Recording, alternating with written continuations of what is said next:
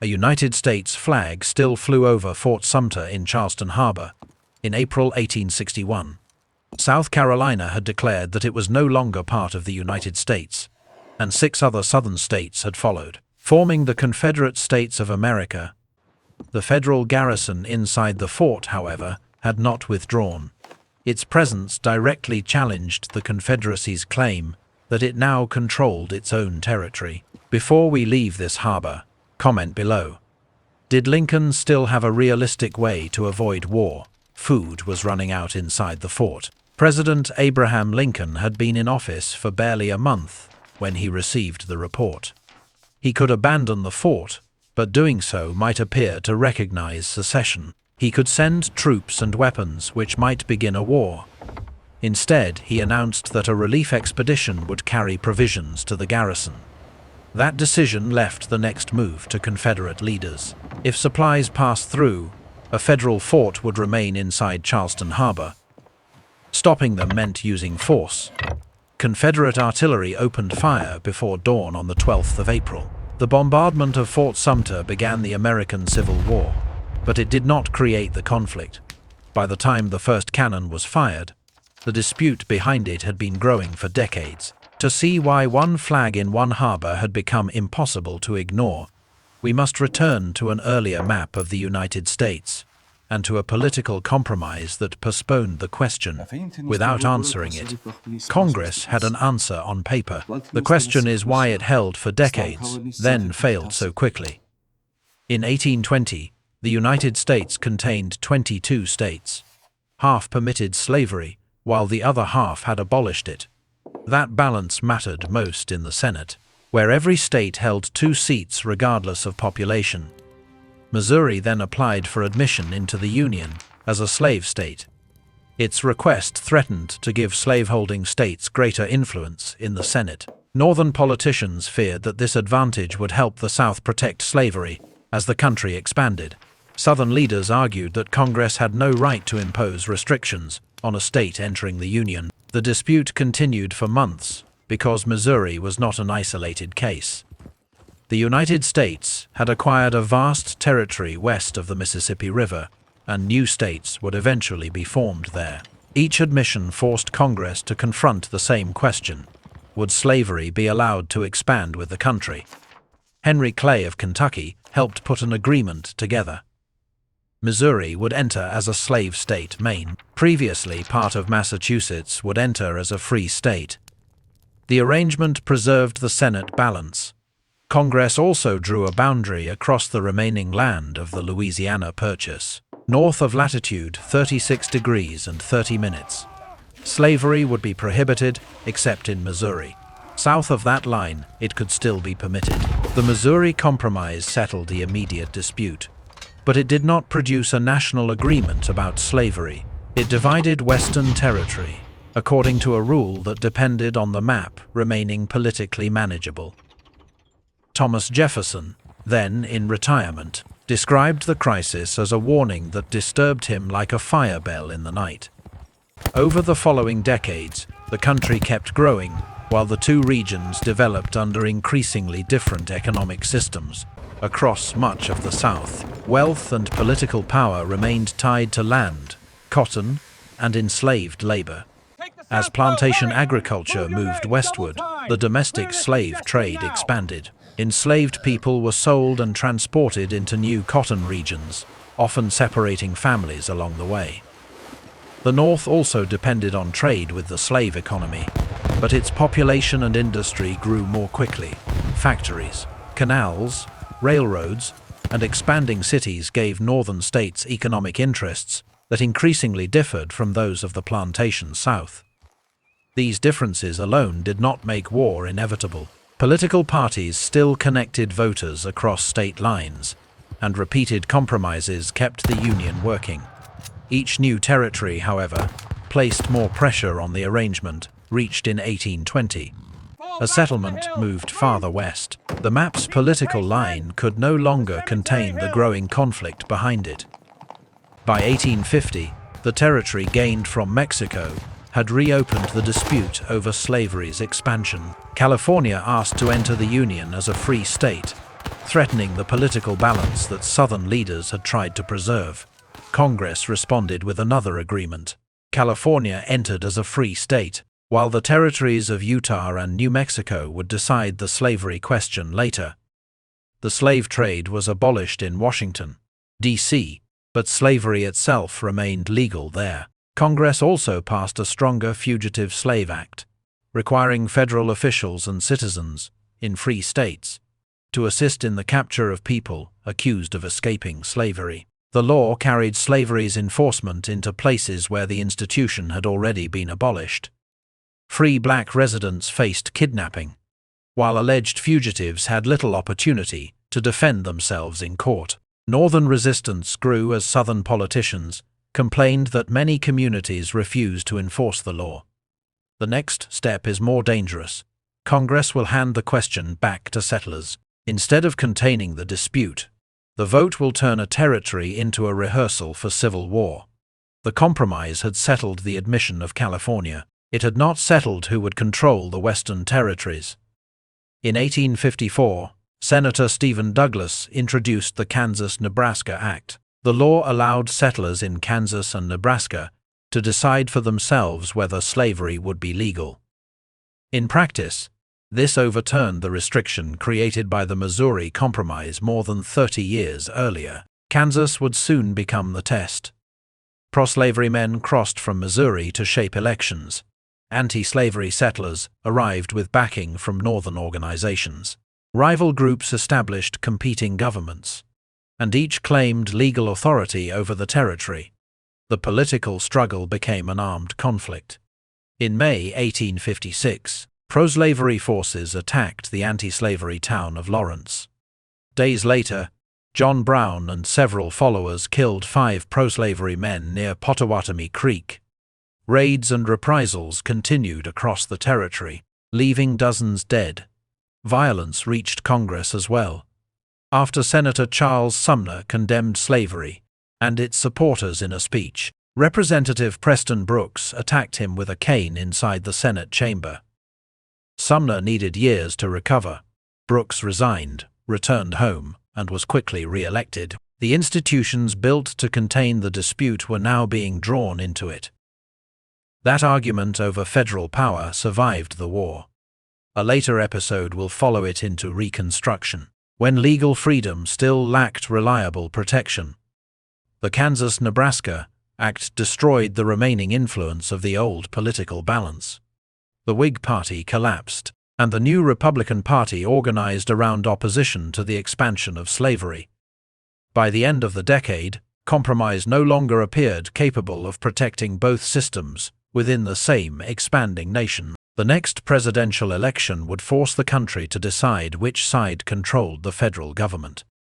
By 1860, the national political system was already separating along regional lines as the presidential election approached. The Democratic Party could not agree on a single candidate. Northern Democrats nominated Stephen Douglas, who continued to support allowing settlers in each territory to decide the status of slavery. Southern Democrats chose John C. Breckinridge, who argued that the federal government should protect slavery in the territories. A fourth candidate, John Bell, represented the Constitutional Union Party and tried to avoid a direct position on the issue. The Republicans nominated Abraham Lincoln, a former congressman from Illinois. Their platform opposed the expansion of slavery into federal territories. Lincoln did not campaign on immediately abolishing slavery in states where it already existed. He argued that Congress could prevent the institution from spreading westward. For many white Southerners, the distinction brought little reassurance. If slavery could not expand, free states would eventually hold greater power in Congress. Southern leaders feared that federal authority would then belong to a party with no political dependence on the slaveholding states. Lincoln won the election with less than 40% of the popular vote, but he secured a clear majority in the Electoral College. He carried every free state except New Jersey, where the electoral vote was divided. In much of the Deep South, his name did not appear on the ballot. The result showed that a president could now be elected without support from the states most committed to slavery. South Carolina acted first.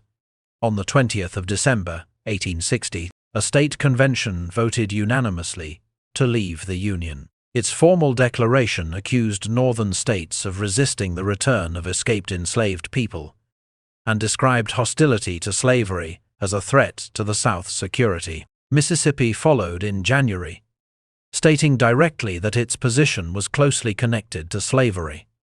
Before Lincoln took office, Florida, Alabama, Georgia, Louisiana, and Texas had also passed ordinances of secession.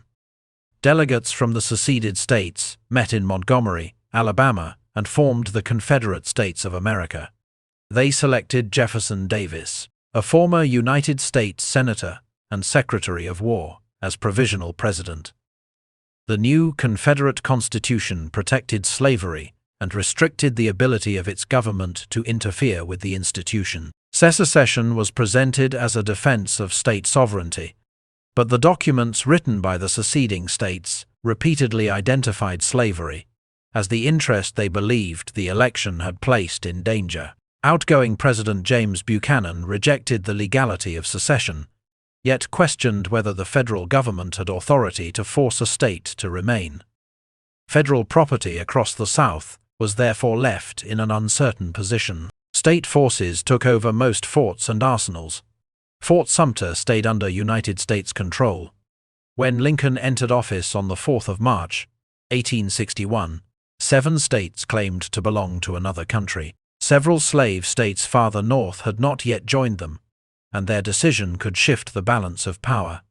Inside Charleston Harbor, the federal garrison was consuming its remaining supplies. The political crisis had reached a point where delay itself had become a decision. Confederate commanders demanded that Major Robert Anderson surrender Fort Sumter. Anderson refused, although he acknowledged that his supplies would soon be exhausted. At 4:30 a.m. on the 12th of April, 1861, a Confederate mortar fired over Charleston Harbor. Batteries around the fort followed, beginning a bombardment that lasted more than 30 hours. The federal garrison returned fire, but the position was difficult to defend. Confederate guns ringed the harbor.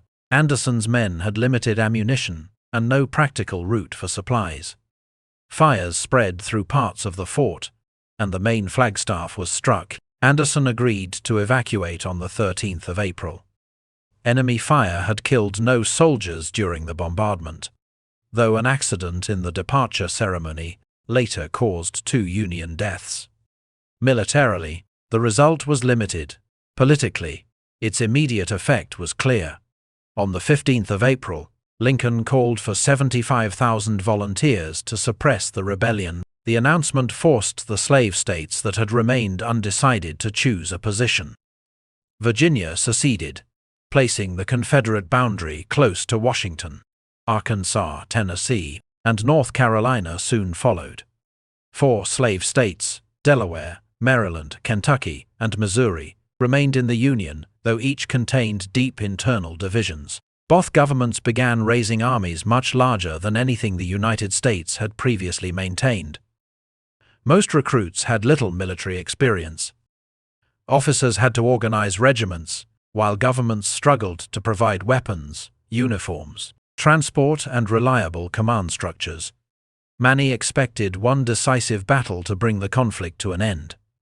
In July, a Union army advanced into northern Virginia. Its objective was to defeat the Confederate forces near Manassas and open the road toward Richmond, which had become the Confederate capital.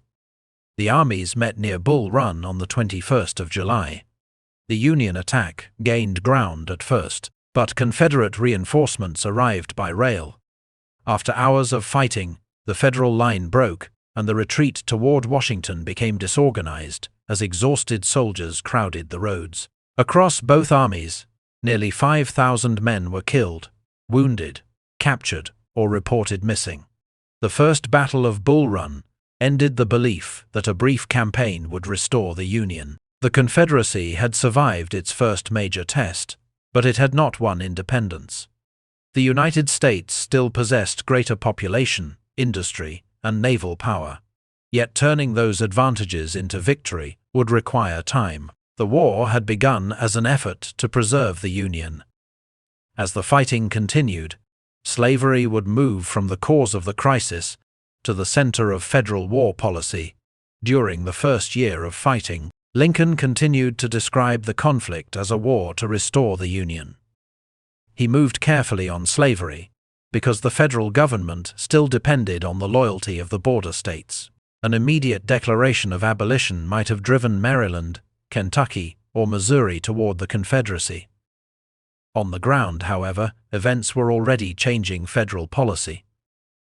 As federal armies entered the South, enslaved people escaped to Union positions.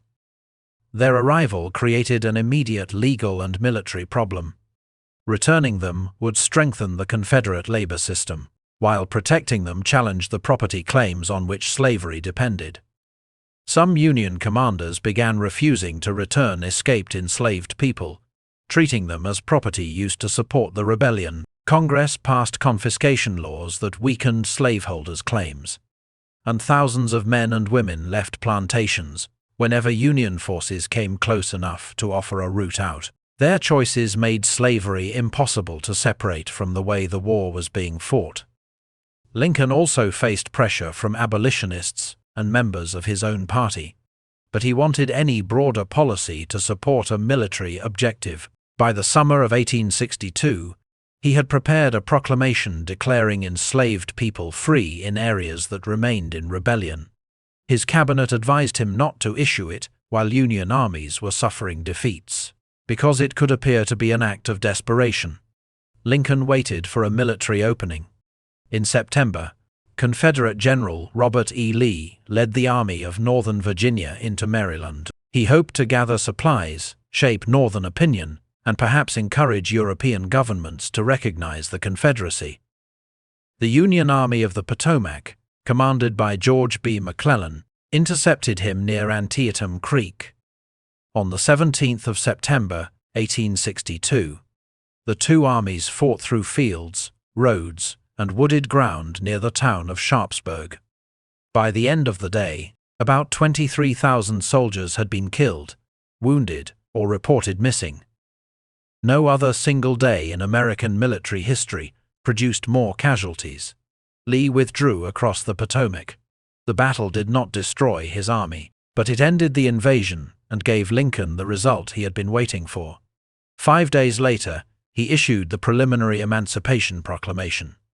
It warned that enslaved people in states still rebelling on the 1st of January, 1863 would be declared free. The final proclamation did not abolish slavery everywhere.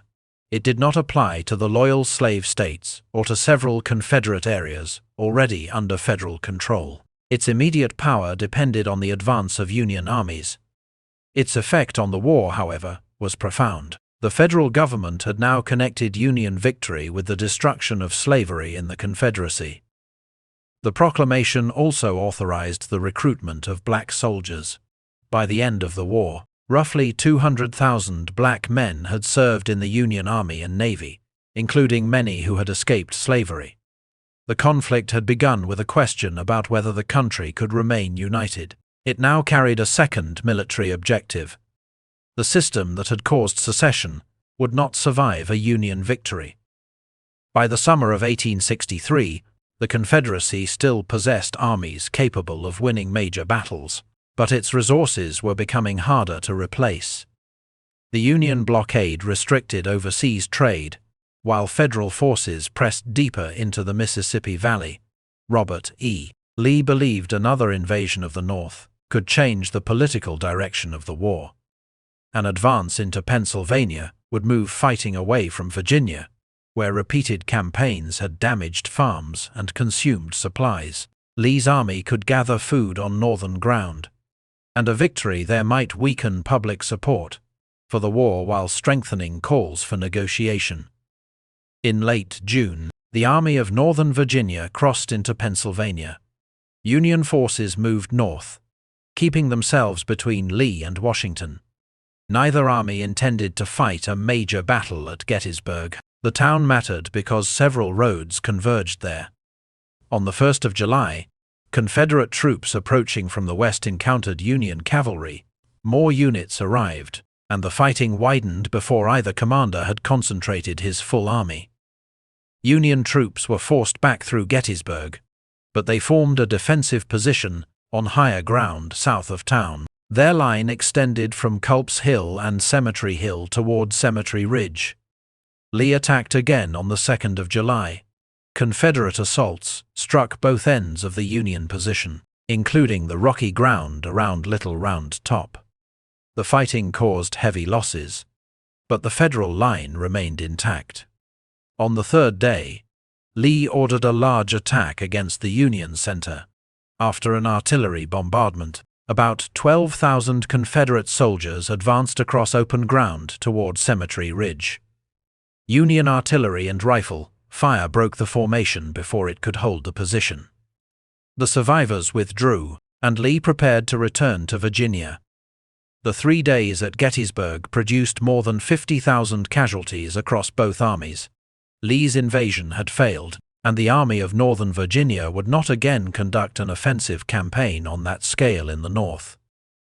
At nearly the same moment, another Confederate army was trapped almost 1,000 miles away. Vicksburg, Mississippi stood on high ground overlooking the Mississippi River. Its guns and fortifications allowed the Confederacy to maintain a connection between states east of the river and the territory beyond it. As long as Vicksburg remained in Confederate hands, the Union could not fully control the river. Major General Ulysses S. Grant spent months searching for a way to approach the city. In the spring of 1863, he moved his army down the western bank of the Mississippi, crossed south of Vicksburg, and advanced inland. Grant defeated Confederate forces in several engagements, captured the state capital at Jackson, and drove the remaining defenders back into Vicksburg. After direct assaults failed, he surrounded the city. The siege continued for more than 6 weeks. Inside Vicksburg, soldiers and civilians watched food supplies decline, while Union artillery kept pressure on the defenses. On the 4th of July, 1 day after the final Confederate attack at Gettysburg had failed, Vicksburg surrendered. When Port Hudson fell several days later, the Union controlled the Mississippi River from the northern states to the Gulf of Mexico. The Confederacy had been divided geographically. Lee had lost the opportunity to force a decision on northern soil, and the Union had gained control of the country's central waterway. The war was not close to finished. Confederate armies remained in the field, and both sides still possessed the ability to inflict enormous losses. Yet after July 1863, the South faced a narrower path to victory, while the Union had found a general whose campaigns continued until their objective was reached. In March 1864, Lincoln placed Ulysses S. Grant in command of all Union armies. Grant's assignment was to keep Confederate forces from shifting between regions, recovering after one campaign and reinforcing another. He ordered coordinated advances across the South rather than isolated campaigns.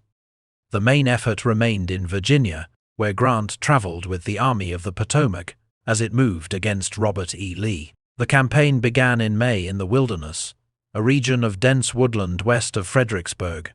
The terrain limited visibility and made it difficult for commanders to control their units. After 2 days of fighting, neither army had gained a decisive advantage. Earlier Union commanders had often withdrawn after battles like this. Grant moved south instead, forcing Lee to block the next road toward Richmond. The armies fought again at Spotsylvania Court House and Cold Harbor. Union losses rose rapidly. In roughly 6 weeks, the Army of the Potomac suffered more than 50,000 casualties. Lee's army lost fewer men, but the Confederacy had a smaller population and could not replace them as easily. Grant eventually crossed the James River and moved against Petersburg, the rail center supplying Richmond. Confederate defenses stopped the first attacks, turning the campaign into a siege.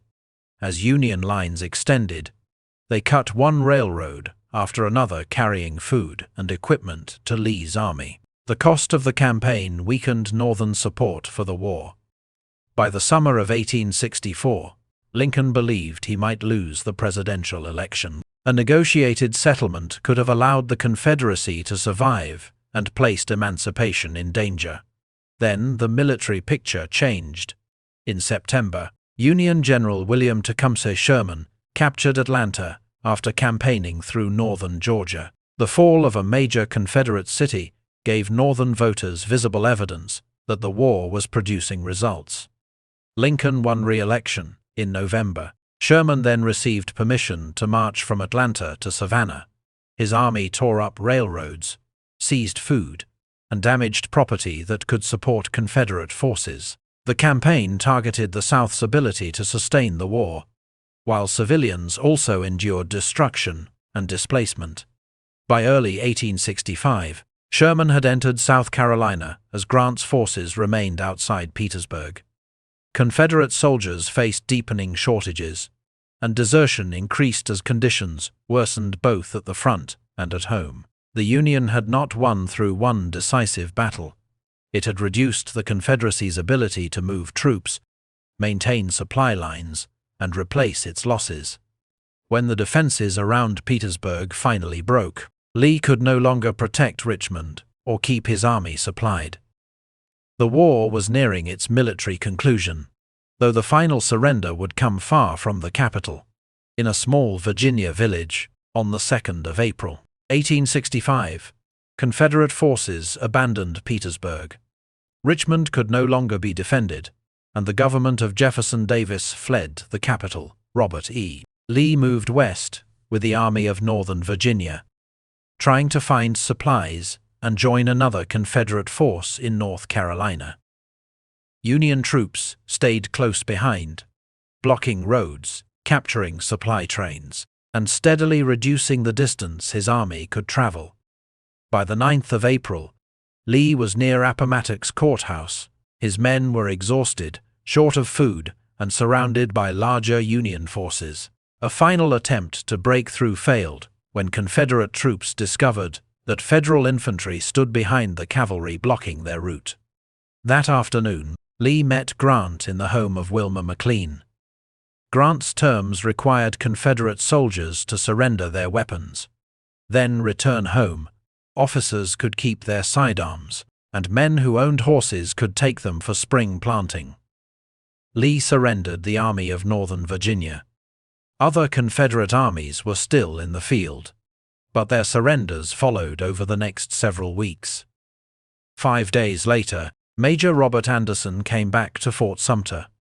On the 14th of April, 1865, he raised the same United States flag that had been lowered when the fort surrendered 4 years earlier. The ceremony marked the restoration of federal authority in the harbor where the war had begun. That evening, Abraham Lincoln attended a performance at Ford's Theater in Washington. John Wilkes Booth entered the presidential box and shot him. Lincoln died the next morning. He did not live to oversee the peace or the difficult process of rebuilding the Union. The Emancipation Proclamation had made freedom part of the federal war effort, but it had not abolished slavery throughout the country. That required the 13th Amendment, which was ratified in December 1865. The war preserved the United States and ended legal slavery. It did not decide how freedom would be protected, how former Confederate states would return, or whether Black Americans would gain equal political rights. Those conflicts continued long after the armies stopped fighting. The flag over Fort Sumter had returned. The country beneath it had survived, but it could not return to what it had been before the first shot was fired.